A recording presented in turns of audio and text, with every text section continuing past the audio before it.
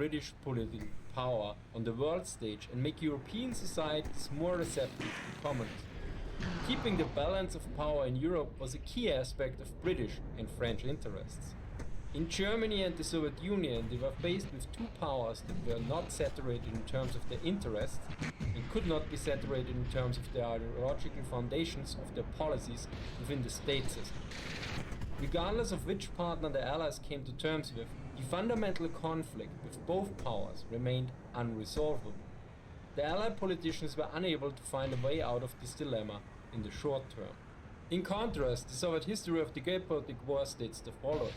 Since the reactionary circles of the Western European states were persistently striving to bring about an armed clash between Germany and the USSR, Soviet foreign policy had to be extremely flexible and prudent. The leaders of the Soviet state did everything in their power not to give the German fascists even the slightest reason for military provocations against the USSR.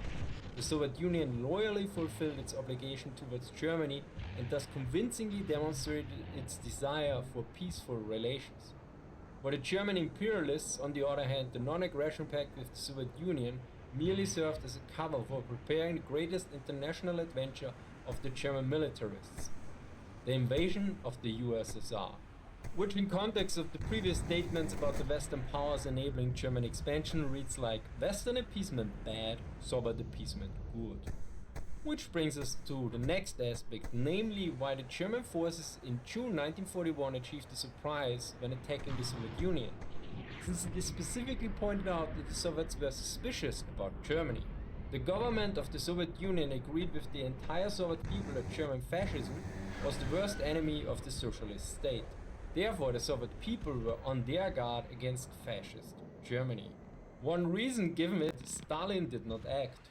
One of the reasons for the wrong assessment of the situation was that Stalin, who alone decided the most important political and military questions, was of the opinion that Germany would not break the non-aggression pact concluded with the USSR in the near future.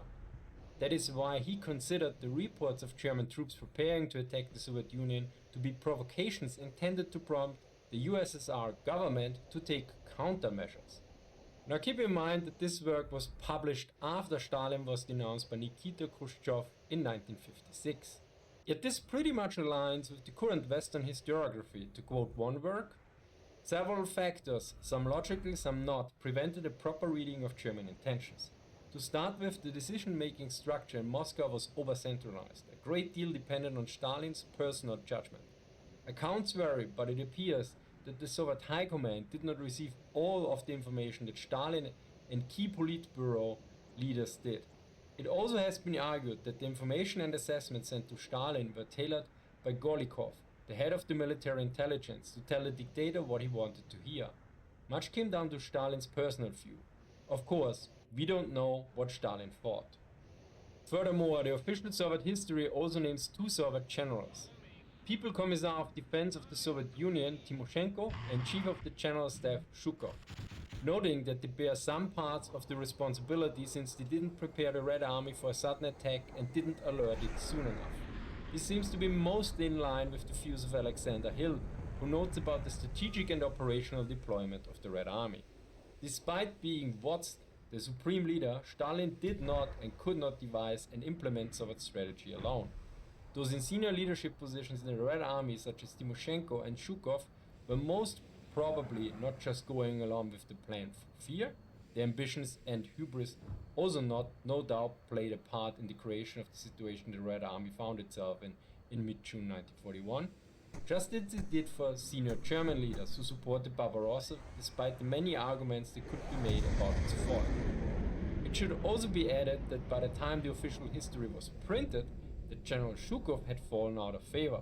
He had an important political career after the war, but by November 1957 was expelled from the Central Committee. As such, this might also be related to the Soviet domestic politics, namely to denounce him further. Meanwhile, Timoshenko was already sidelined by Stalin during the war.